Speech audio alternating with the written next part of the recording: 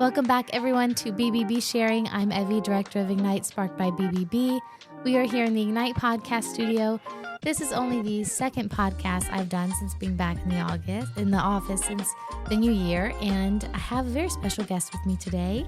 I have Erika Carson with the Brain Bodega. And I know you guys are probably thinking, New York, sandwiches, deli shop. No, not quite. Erika, why don't you go ahead and tell everyone what you do? So we are an education support services company. So, and you are right in referring to New York. I am originally from New York. Oh, so okay, that makes hence sense. the bodega and the Latin roots. And bodegas have everything. Oh, that's crazy. So I'm Greek, so I get it. Yeah, so we are an everything education services company, really. Perfect. Is what we do. I love that. So a lot of what we do is supporting pediatric oncology patients. It's not limited to that, but that is where our kind of our niche is in providing education services for them. Okay, cool. So when you say that you provide pediatric oncology, what exactly is that? So for those that don't know, when they would come see you, what is a specific reason they would come to you? Yeah, so all of our services are online. We are 100% online education support services, and that actually works really well. So pediatric oncology refers to children who are in or post-treatment from cancer. It also includes sickle cell children in a lot of cases, and they don't always have the ability to access education support because of time, health issues, like in-person tutoring. They'll get sick, and we kind of step in there to fill in the gaps. Like they miss a lot of school, or they have latent effects from their treatments. And unfortunately, there's been so much focus on just getting the kids to survive, right? And which is awesome. I mean, I tell everyone I'm an OG. I finished chemotherapy in 1992. I'm a childhood cancer survivor myself. Congratulations. Thank you. But I do have chemo brain and ADHD because of it.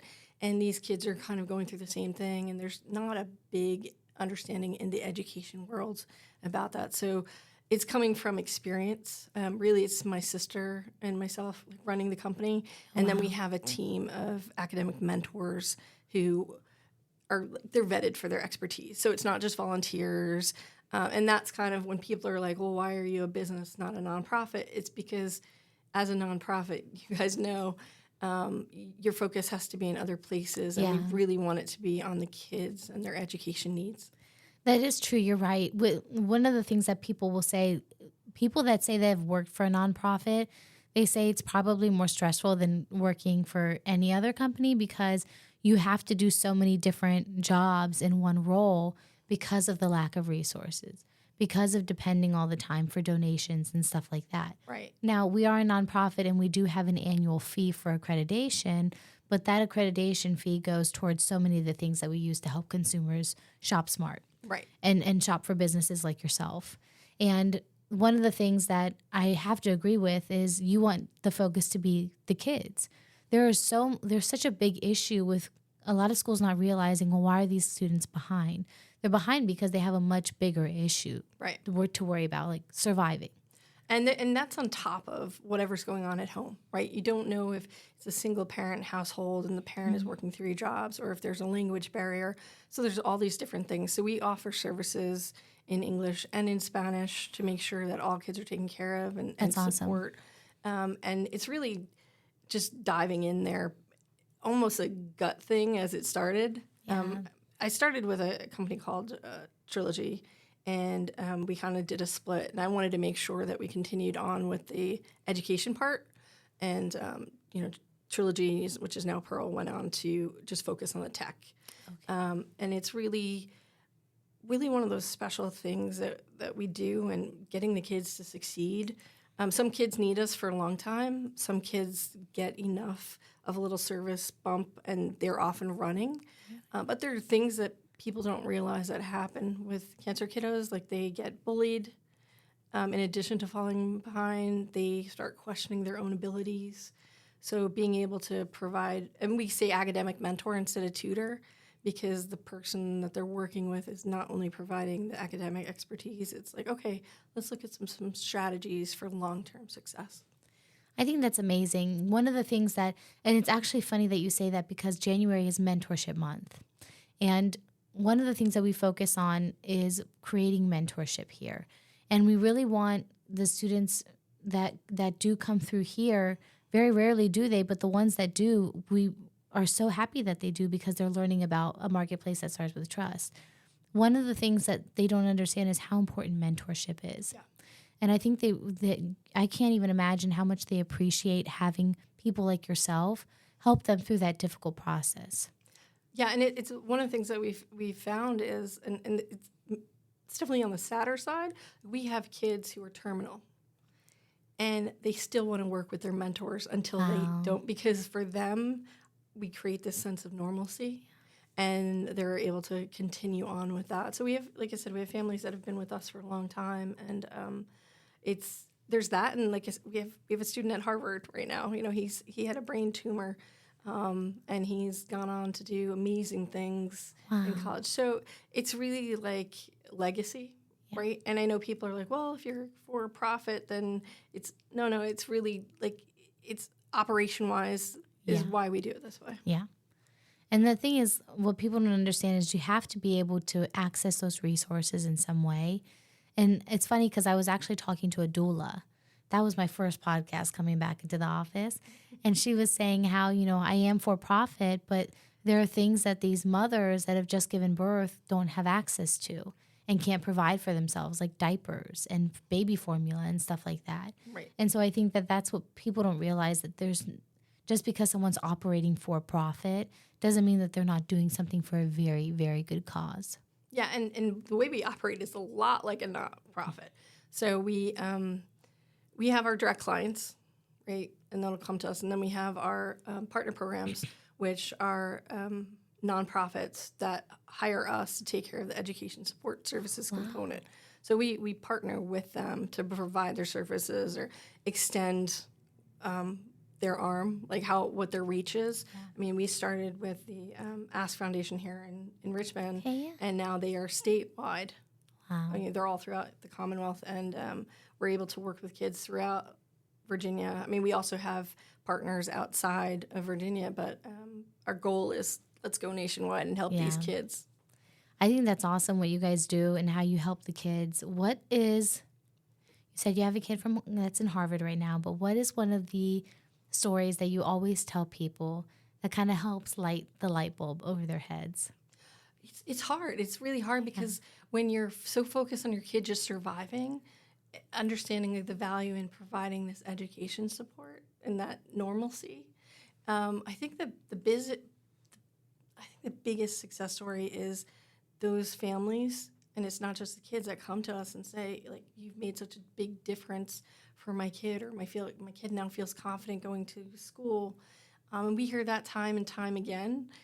It's sometimes hard for us to toot our own horn because we're focusing on other things.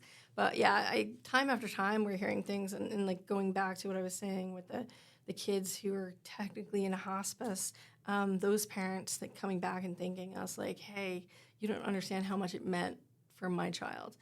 So those are special moments, and it's the connection goes far beyond just, hey, we're teaching you how to do math or English. So I think it is really important. It's very similar to having that one teacher that you really, really loved in school and connected with you, and you're like, their way of communicating with me really resonates, and it helps me feel like at home in the classroom, because it's so easy to feel left out in general, right? Just being a regular kid, And we have a very holistic approach. So it's one-on-one.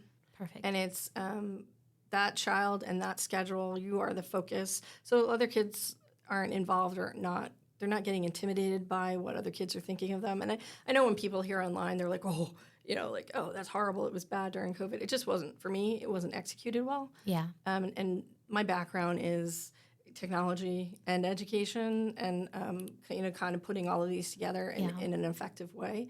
So I've really tried to do a good job with my team of like, let's look at this as a different medium. It's not in person. It's online, but it doesn't mean that there isn't a lot of value in what we can bring to these kids. I have to agree. There's a lot of sessions now, even for people that go through therapy, that are doing online or Zoom call therapies, and it's successful because of the one-on-one purpose of it. And I do have to agree with you that when COVID happened and they started going online with schools, it wasn't executed well. At the time, I worked for a company where we built charter schools in low-income neighborhoods across the U.S., and we had a problem with enrollment, not getting kids enrolled, but actually keeping them engaged in their classrooms. Right. And I think that was because it was on the education side very poorly done and not being able to keep them engaged. Yeah, and I think if you do things, I don't want to say the right way because my way isn't the only way, but if you put a little bit more thought into it. I know there are some organizations that they have volunteers who are working with students, but one of the things that we have found with volunteers is they may not have the expertise or the commitment, and we want to make sure that whoever we bring on, they're committed to the students. And we also just really try to understand a lot of the students that we bring on to teach are college students or graduate students or retired teachers, but we also try to accommodate them because we feel like if you take care of your mentors, our academic mentors, then they will take care of our students, and that's what we've seen happen. It's very true. It's not just a monetary incentive. It's knowing that you work in a place, in an environment that you truly, genuinely enjoy. Barry says all the time, the CEO, he's like, "You're not going to leave me, are you?" And I'm like, where am I going to find it better than anywhere else? I'm not going to leave you. Even though I work for a nonprofit, I actually really enjoy what I do. Yeah, and that's the thing is like we know that the people that work for us, most of them, they're doing this because they love doing it. Yeah. And we put them through a really strong vetting process to make sure that that's why they're doing it. Mm-hmm. I don't care how smart you are. If you're not going to be good with the kids, you're not going to work for us. And we just want to make sure they're happy, but they also have the flexibility to do what it is they're passionate about on the side or in addition to their work for us. That's amazing. Thank you. So how can people get in touch with you? We have our website, which is www.brainbodega.com. And people can always look me up on LinkedIn, or we have a Facebook page, and they can feel free to contact me directly. We don't hide behind a wall. Even our customer support is our admin team because we feel like having somebody who understands what these families are going through is better than having some like digital chat box. I was going to say only chat bots. Yeah. I can't. Well, because when you're running home to make sure that your kid is online, you're already halfway there. We have to meet you. Yeah. And that's kind of, the important thing. We do offer services 24/7, and we offer services nationwide. I mean, our goal is to, like I said earlier, is to get more awareness about what we do and why we're successful and we can help you, and just kind of getting the word out. I love that. Thank you. I think it's an amazing resource for students to have, for kids that are going through, it's already the struggle of being isolated regularly in school. Add on top of that the stress of being sick and being out of school for extended periods of time and not being able to continue building those relationships. Having a mentor that teaches you, out of this world great. Thank you. And like I said earlier, it's not just those kids. We have a lot of kids with ADHD. We have a lot of kids, and they're just looking for someone they can trust, and someone to guide them. I have a student right now in college, and he just needed, hey, this is like, let's organize everything so you can be successful. Let's be proactive. Yeah. ADHD is a big problem. I feel like lately it's been a much bigger issue than or I guess it's addressed more so now than it used to be. Mm-hmm. My brother has ADHD, and for him, he was like, school's not for me, it's not for me. And I was like, it's not that it's not for you, it's so that you just don't have the right process in place. Right, and it's a traditional structure, right? So it's not one size fits all. And unfortunately, a lot of schools are that way. So having somebody who, I always tell my kids when I interview every kid before they come on with us, so I can get a sense of their personality. I always tell them, if you can't get over the wall, we're here to find a way around it with you. Yeah. whatever that is. Like, and I try to explain to them, there's no timeline, there's no anything, no restrictions. You can be successful. You just have a different path. I love it. So thank you, Erika, for coming in here and talking to me. I had a great time getting to know you and the Brain Bodega. Still love that name. I think it's amazing. And love the fact that you're from New York, too. I would have never guessed it. My dad's from New York, so. Makes sense.